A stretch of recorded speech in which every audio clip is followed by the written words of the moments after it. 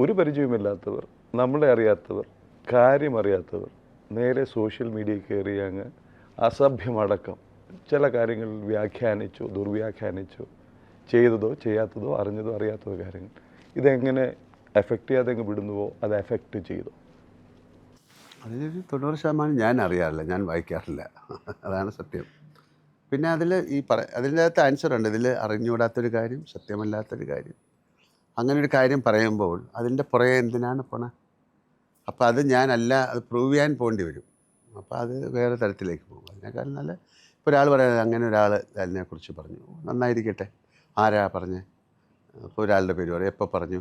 എന്നാലും ഞാൻ അയാളെ വിളിച്ച് ചോദിക്കാം, ഫോൺ ചെയ്യുമ്പോൾ അയാൾ പറയും ഞാനൊന്നും പറഞ്ഞിട്ടില്ല. അല്ല നിങ്ങൾ പറഞ്ഞിട്ട് വേറൊരാൾ അതൊരു വലിയ നിങ്ങളുടെ ശിഷ്ടത അല്ലെങ്കിൽ നിങ്ങളുടെ ജീവിതത്തിൽ എത്രയോ സമയങ്ങൾ ആവശ്യമില്ല അതിന് വേണ്ടി പോകും, എത്രയോ എനർജി അതിന് വേണ്ടി പോകും. പറയാനുള്ളവർ പറഞ്ഞോട്ടെ. ഇതുകൊണ്ട് നമുക്ക് പ്രത്യേകിച്ച് നഷ്ടങ്ങളൊന്നുമില്ല. കുറച്ച് ആൾക്കാർക്ക് വായിക്കുന്നവർക്ക് ഒരു രസം ഉണ്ടാവും, കുറേ പേര് തെറ്റിദ്ധരിക്കും, കുറച്ച് പേര് അങ്ങോട്ട് പറയാൻ ഒരിക്കലും അങ്ങനെ ഉണ്ടാവില്ല. അപ്പം നമ്മളെപ്പറ്റി ഒരാളൊരു കാര്യം പറഞ്ഞാൽ അത് സത്യമാണെങ്കിൽ മാത്രം അതിൻ്റെ പുറകെ പോയാൽ മതി, എല്ലാത്തിൻ്റെ പുറകെ പോകുന്നതിന് അല്ലേ? അത്രയും സമയം വേറെ എത്രയോ കാര്യങ്ങൾക്ക് ഉപയോഗിക്കാം. അപ്പം അതുകൊണ്ട് നല്ലതും ആണ് ചീത്തയാണ്. അതിന് നന്മ തിന്മകളെക്കുറിച്ചല്ല, ഞാൻ അങ്ങയുടെ ചോദ്യത്തിന് മാത്രം ഉത്തരം പറഞ്ഞു തന്നേ ഉള്ളൂ. ഞാനത് കൂടുതൽ ശ്രദ്ധിക്കാറില്ല. ആരെങ്കിലും അയച്ചു തരും, അയച്ചു തരുന്ന ആളോട് ചോദിക്കും, നിങ്ങൾക്കിത് എനിക്കെന്തിനാ അയക്കുന്നത്, നിങ്ങൾക്കിത് വായിച്ചിട്ട് എനിക്കിത് താല്പര്യമില്ല.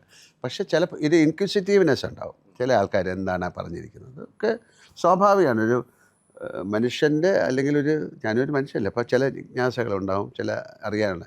പക്ഷെ അത് അത്രയേ ഉള്ളൂ. അല്ലാതെ അതിൻ്റെ പുറകെ പിന്നെ സഞ്ചരിക്കാൻ ഞാൻ ആഗ്രഹിക്കാറില്ല.